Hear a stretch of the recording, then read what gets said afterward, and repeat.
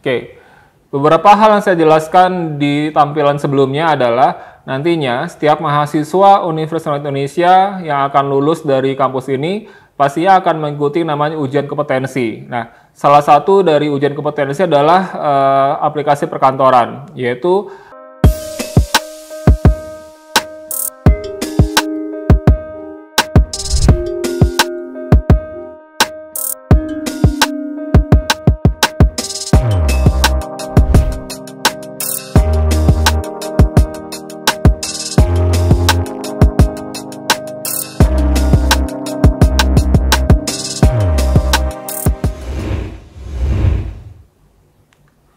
Assalamualaikum warahmatullahi wabarakatuh. Jumpa kembali bersama saya Ade Dwi Putra di video pembelajaran aplikasi komputer.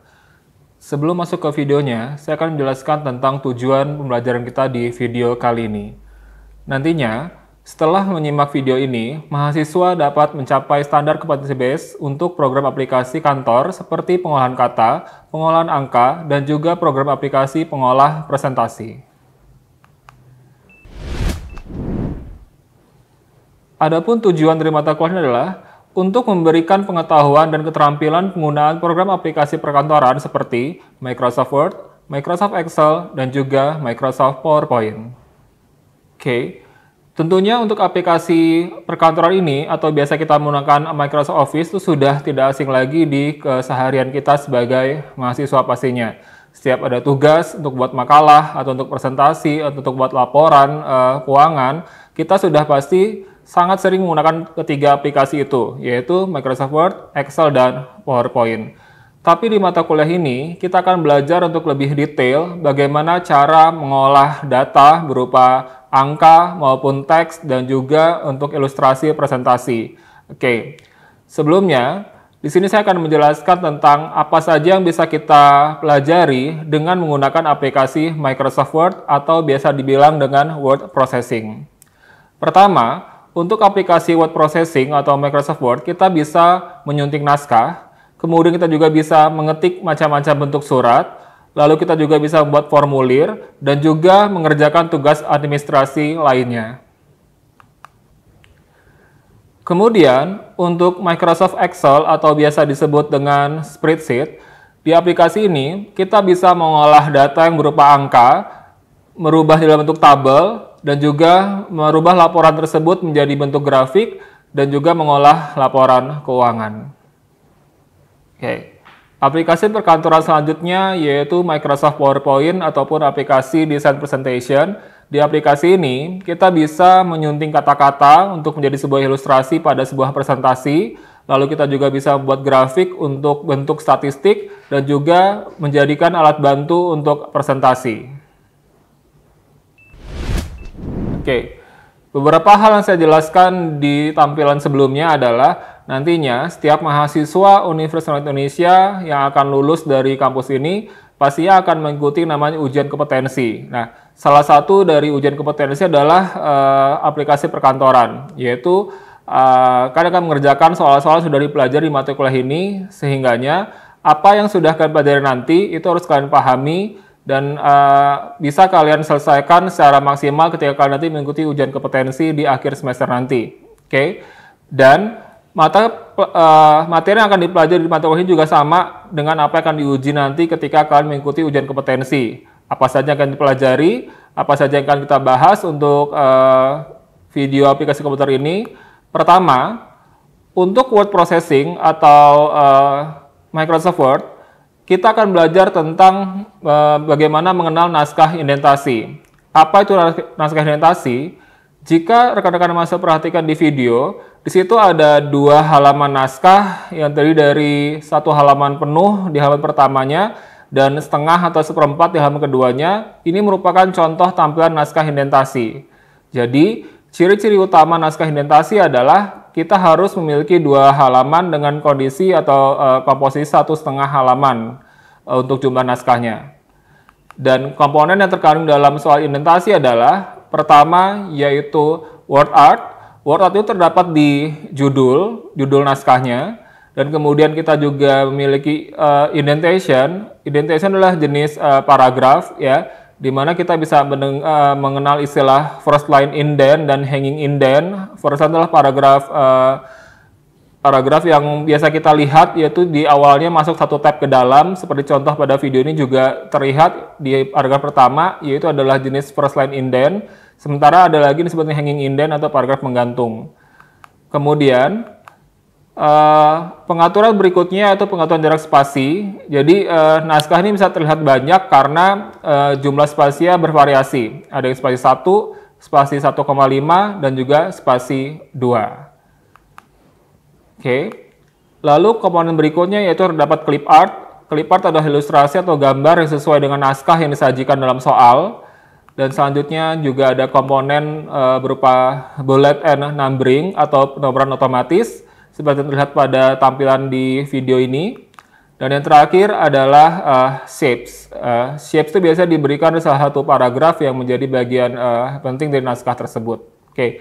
Itu adalah beberapa komponen yang biasanya ada di dalam sebuah naskah indentasi. Oke.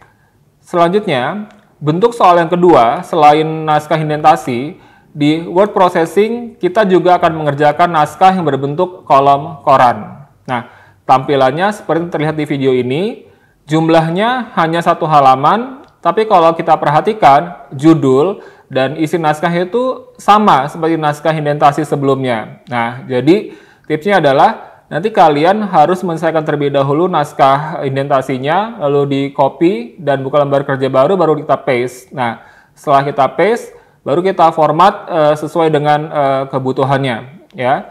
Adapun komponen yang dibutuhkan di naskah kolom koran adalah sebagai berikut, yaitu pertama sama jarak spasi. Kenapa jarak spasi harus diatur kembali? Karena sebelumnya pada dasarnya naskah indentasi itu adalah bermula dari 1 halaman full, ya, sehingga tadi bisa terlihat menjadi 2 halaman karena ada satu paragraf yang dibuat spasi menjadi 2 atau 1,5, sehingga bisa pindah ke halaman selanjutnya. Jadi tugas rekan-rekan mahasiswa nanti adalah setelah menyelesaikan indentasinya dan setelah mempaste ke naskah baru, harus merubah kembali semua jarak spasi menjadi 1 agar bisa pas di 1 halaman saja. Oke. Lalu komponen berikutnya yaitu drop cap. Drop cap adalah pemberian judul, pemberian huruf besar di awal sebuah paragraf. Kebetulan di contoh ini tidak terdapat ya, karena ini sifatnya opsional, bisa ditambahkan atau tidak. Ya, jadi kalau rekan-rekan mahasiswa pernah melihat huruf besar di awal sebuah paragraf, itu namanya atau istilah adalah drop cap. Oke. Nah, inilah komponen paling penting karena tipe naskah adalah kolom koran, sudah pasti ada sebuah paragraf atau beberapa paragraf yang berbentuk kolom atau lajur. Kalau di tampilan ini, kita lihat di bagian paragraf yang tengah atau paragraf kedua, itu ada satu paragraf berbentuk lajur atau 2 kolom. Nah, ini adalah pengeditan kolom korannya. Dan berikutnya adalah find and replace. Oke. Untuk naskah indentasi, rekan-rekan mahasiswa jangan lupa nanti untuk melakukan pencarian dan penggantian kata. Hal ini sebenarnya ada di petunjuk soal. Nah, untuk di video selanjutnya, saya akan jelaskan lebih rinci bagaimana tentang find and replace pada kolom koran. Dan yang terakhir adalah memindahkan paragraf. Ya. Walaupun terlihat sama naskahnya dengan naskah indentasi, tetapi ada beberapa hal yang harus diperhatikan kembali seperti pemindahan paragraf. Ya, jadi kalau misalkan terlihat kok misalkan paragraf pertamanya berbeda, ternyata ada proses pemindahan paragraf. Jadi hal-hal seperti ini harus diperhatikan. Ya, dan sekali lagi kolom koran ini bisa diselesaikan jika rekan-rekan mahasiswa sudah menyelesaikan naskah indentasi terlebih dahulu. Jadi untuk indentasi, untuk kolom koran itu tidak perlu mengetik ulang, cukup di copy dan paste ke naskah baru dan pastikan sebelum indentasi sudah selesai dan sudah sempurna, agar nanti kita tidak membuang waktu untuk mengetik dari awal sampai akhir, seperti itu. Berikutnya, tipe soal yang ketiga di dalam word processing yaitu adalah mengerjakan surat massal. Ya, surat massal itu adalah bagaimana cara kita bisa membuat surat dengan tujuan yang banyak, tetapi tidak berkali-kali proses pembuatan, yaitu hanya dengan satu surat master saja, Dan nanti kita akan buat datanya seperti tujuannya, alamat, kota, dan sebagainya dalam sebuah database. Nanti kita tinggal gabungkan saja sehingga nanti secara otomatis kita punya sekian surat sesuai dengan kebutuhan yang kita inginkan. Oke. Adapun komponen yang akan dikerjakan dalam naskah surat masal ini, pertama yaitu ada bentuk surat sudah pasti. Ya, nanti kita akan belajar juga beberapa bentuk-bentuk surat umum yang sering digunakan. Ya, lalu berikutnya ada tabel dan formula. Ya, jadi dalam dalam naskah surat masal ini terdapat sebuah tabel. Karena biasanya surat yang ditawarkan adalah surat penawaran atau surat penagihan dan sejenisnya. Jadi ada tabel yang nantinya akan kita hitung. Ya. Tentunya dengan formula yang tepat dan sesuai dengan soalnya. Lalu selanjutnya yaitu ada data. Nah, data ini adalah tujuan kita. Ya, jadi surat yang ada di video ini akan kita kirim ke siapa saja. Misalnya ke 5 orang untuk si A, si B, si C, dan si D serta E. Nah, itu adalah datanya, lengkap dengan alamat dan kota tujuan. Oke, dan komponen berikutnya adalah setelah kita memiliki data dan sudah pastinya kita memiliki surat induknya atau surat masternya, kita harus melakukan pencetakan ke dokumen. Nah, maksudnya apa pencetakan ke dokumen ini? Yaitu tadi, kita punya berapa data untuk tujuan surat kita? Tadi saya sebut 5. Nah, maka secara otomatis ketika kita melakukan pencetakan ke dokumen, kita nggak perlu repot-repot mengetik 5 kali suratnya. Jadi cukup 1 kali klik aja, otomatis kita akan memiliki 5 surat baru dengan isi yang sama, tetapi dengan tujuan yang berbeda. Nah, pastinya untuk lebih detail, itu nanti ada di video selanjutnya untuk materi aplikasi komputer.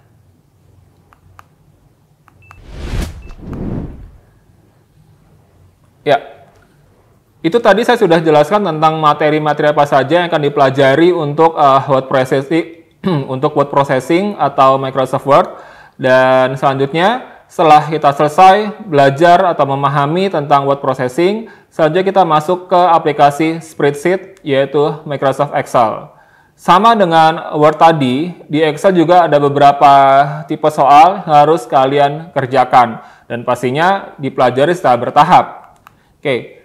Jika diperhatikan di video ini ada sebuah contoh laporan, ya, ada sebuah tabel utama dengan beberapa data yang sudah terisi, tapi nantinya data tersebut pastinya masih kosong. Kita harus mengisi dengan rumus atau dengan formula, ataupun dengan logika yang sesuai dengan kebutuhan soalnya. Nah, dan untuk mengisi itu semua, ada beberapa komponen yang harus kita pelajari. Pertama, yaitu bagaimana cara membuat tabel yang benar.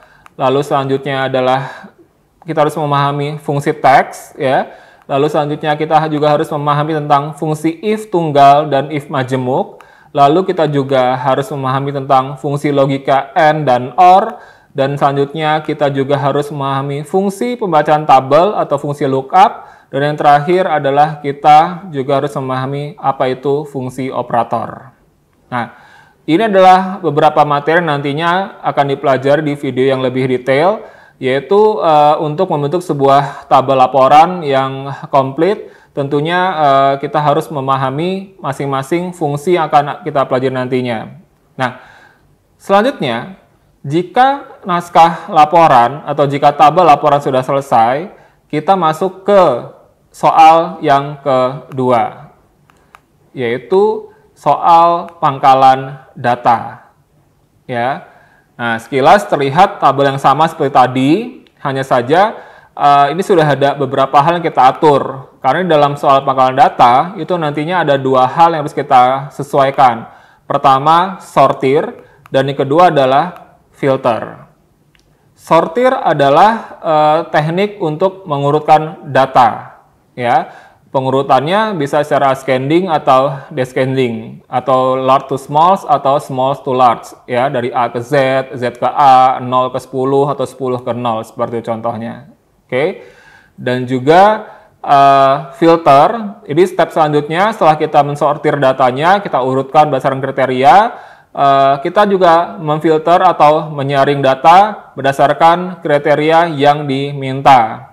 Oke, misalkan kita ingin berdasarkan nama barang dengan jumlahnya sekian, maka nanti di bawah tabel utama itu akan muncul tabel hasil filternya, sesuai dengan tabel kriteria yang kita buat di atasnya. Oke, untuk pangkalan data ini, konsepnya sama seperti kolom koran di materi word processing. Jadi kalau laporan belum selesai, kita tidak akan pernah mungkin bisa membuat naskah atau tabel pangkalan data. Seperti itu. Jadi pastikan laporan selesai, rumus atau fungsi terjawab semua dengan benar pastinya. Nah, baru nanti kita copy datanya ke sheet selanjutnya dan tinggal kita atur saja mana yang akan disortir dan apa saja kriteria untuk filternya. Seperti itu. Oke. Lalu berikutnya jenis soal yang ketiga yaitu pembuatan grafik. Ya, sebenarnya tidak terlalu rumit seperti dua soal sebelumnya, karena di sini kita tidak perlu mikir fungsi atau logika yang tepat ya, karena perhitungan di tabel atasnya pun itu perhitungan sederhana, hanya penjumlahan saja. Dan pun ini opsional ya, boleh dihitung untuk jumlahnya atau boleh diketik manual juga tidak masalah, karena tidak ada penilaian untuk perhitungan di tabel sumber untuk grafiknya. Oke. Di dalam soal grafik, berdasarkan tabel yang sudah disiapkan di atasnya, nanti rekan-rekan mahasiswa wajib membuat dua jenis grafik. Di situ ada grafik bar atau grafik batang, dan juga di bawahnya adalah grafik pie. Nah, di sini keterangan yang saya sampaikan adalah grafik pilihan. Maksudnya apa? Kalau untuk grafik pie itu adalah wajib, di setiap soal jenis apapun grafik pie pasti ada. Sementara untuk grafik yang di atas itu pilihan pembuat soal. Pembuat soal boleh menentukan grafik jenis pie, line, atau cone, atau pyramid, dan segala macam itu bebas. Yang penting yang nomor 2 grafiknya adalah selalu pie, dan grafik yang pertama itu bebas sesuai dengan pembuat soalnya. Jadi rekan-rekan mahasiswa tinggal ikuti saja sesuai dengan apa yang tertampil di soal. Seperti itu. Nah, itu tadi 3 jenis soal yang akan dipelajari nantinya di video lebih spesifik tentang Excel. Jadi kurang lebihnya seperti itu. Jadi kalau kita lihat ada banyak angka yang kita hitung, ada logika yang kita pikirkan, sebenarnya itu mudah ya. Kuncinya kalau di Excel itu kita tidak perlu menghafal. Kita harus memahami bagaimana cara menjalankan fungsi tersebut. Karena kalau konsep kita belajar menghafal, nanti kita bisa di satu soal, tapi ketika berhadapan dengan soal baru, kita bakal lebih pusing. Jadi kuncinya adalah kita pahami bagaimana bisa menyelesaikan satu soal dengan fungsi dan logika yang sesuai. Aplikasi yang terakhir yang akan kita pelajari yaitu tentang desain presentation atau dengan menggunakan Microsoft PowerPoint. Ya. Di video ini, rekan-rekan mahasiswa bisa melihat satu soal PowerPoint, satu jenis soal PowerPoint, terdiri dari 6 slide pastinya. Dan di situ kalau kita perhatikan ada beberapa objek-objek yang pernah kita pelajari di aplikasi sebelumnya, ya. Seperti ada grafik, seperti ada pengetikan bullet and numbering, penambahan clip art dan lain sebagainya, ya. Karena komponen-komponen di aplikasi spreadsheet ataupun word processing juga nanti akan dipelajari di PowerPoint ini. Nah, adapun komponennya sebagai berikut. Pertama, yaitu pengaturan paragraf. Lalu berikutnya ada juga pengaturan bullet and numbering atau penomoran otomatis. Lalu berikutnya ada penambahan grafik. Lalu berikutnya lagi ada pembuatan bagan dengan menggunakan smart art. Lalu pastinya ada animasi dan slide transisi. Oke. Itu hal-hal yang nantinya ada dalam soal PowerPoint ya, atau dalam soal pembuatan desain presentasi. Kurang lebih komponen tersebut ada, tapi biasanya hanya terbolak-balik urutannya dalam slide-nya. Itu tadi beberapa aplikasi yang nantinya akan kalian pelajari selama kalian mengambil mata kuliah aplikasi komputer ini. Dan tentunya untuk menyelesaikan setiap soal tadi kan harus mengerjakan dengan sempurna. Ya, jadi tidak boleh ada yang salah sedikit pun, ya. Karena ketika nanti ujian kompetensi, poin utama yang dinilai adalah kesempurnaan, ya. Jadi tidak boleh ada unsur nilai kosong di dalamnya. Jadi semua komponen tadi saya sebutkan di video ini harus dikerjakan setiap bagian-bagiannya agar nanti pada akhirnya mendapatkan nilai yang paling baik, ya. Seperti itu. Oke. Penilaian terutama yang dinilai dari semua jenis soal tadi, yaitulah ketepatan bentuk. Nah, jadi nantinya setiap rekan-rekan mahasiswa wajib mengerjakan soalnya sesuai dengan apa yang tertampil di soal. Tidak boleh dilebih-lebihkan dan juga tidak boleh dikurang-kurangkan. Jadi apa yang terlihat di soal, itulah yang kita buat. Semakin tepat bentuknya, maka sudah pasti nanti komponen nilainya akan semakin benar. Tapi jika saya perhatikan nanti bentuknya masih berantakan, tidak sesuai, miring-miring sana-sini, maka pastinya banyak poin-poin komponen tadi yang berkurang. Oke, jadi intinya kerjakan sesuai dengan apa yang terlihat di soal, bentuknya, posisinya, warna, rumusnya, hasilnya, semuanya sama sesuai dengan tampilan yang ada di soal. Seperti itu. Oke.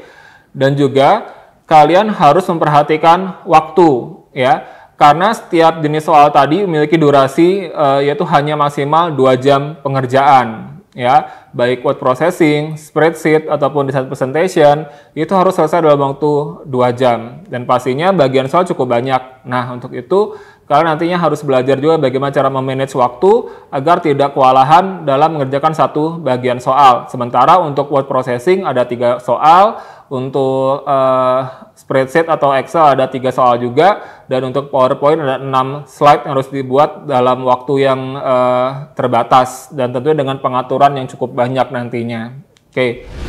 Nah, saya rasa itu saja bisa saya sampaikan untuk video pertama ini untuk mata kuliah aplikasi komputer, dan untuk setiap materi tadi tentunya akan kalian pelajari lebih detail di video selanjutnya. Terima kasih. Demikian, wassalamualaikum warahmatullahi wabarakatuh. Terima kasih sudah menyaksikan video pembelajaran ini. Jangan lupa like, komen, dan subscribe, serta nyalakan tanda loncengnya agar kalian tidak ketinggalan informasi update lainnya.